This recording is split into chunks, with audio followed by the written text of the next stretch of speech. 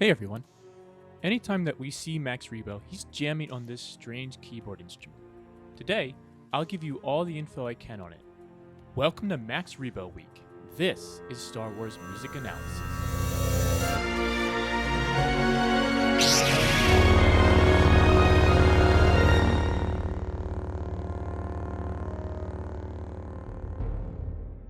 Do it.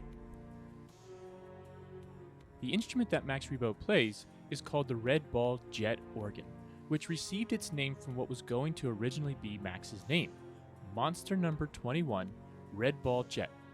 But it's also known as a Narlargon, and the person performing it would be known as a Narlargonist.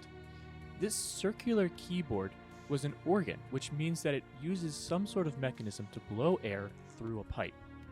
The keyboard consists of 21 keys, which may or may not be a coincidence to Max's title of Monster Number 21.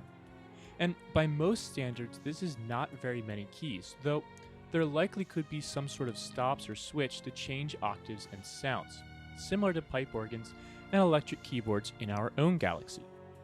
And let's face it, Rebo only ever uses about 10 of these keys anyway.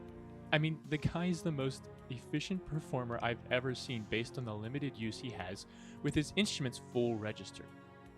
It's also likely that the instrument's keys can be tuned to a specific scale or mode to assist with the limited number of keys, similar to how a harp's strings can be altered to fit most scales. But this would also help explain how Rebo can seemingly just smash any combination of keys and still sound good.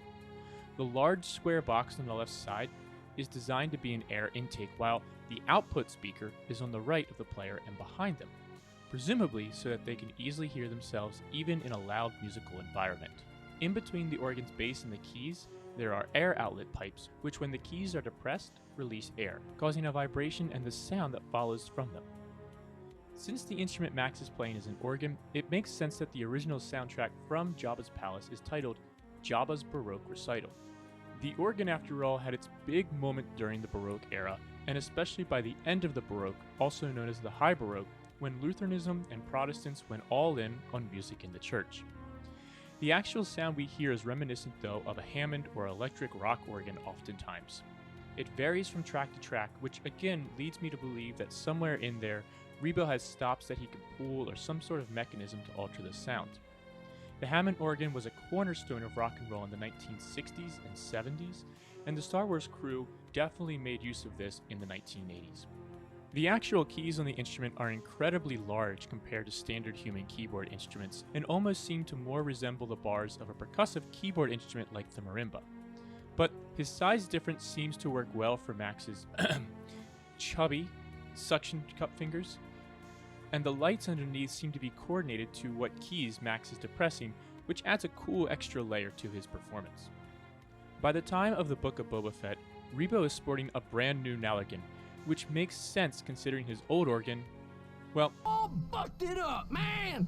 Them piano all dead! It has what look like metal keys or bars now, which actually make this model look more like a vibraphone or glockenspiel. We also get this shot from the side where we see these levers, and I think this may have something to do with how Rebo changes the sound of the organ. This would explain how we can hear a rock organ in one song and steel drums in another.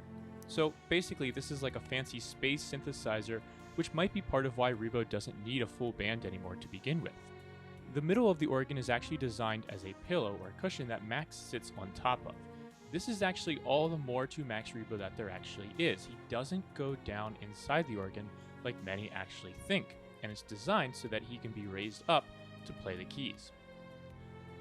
Tell me what you think in the comments below, and tell me if I've missed anything in this episode.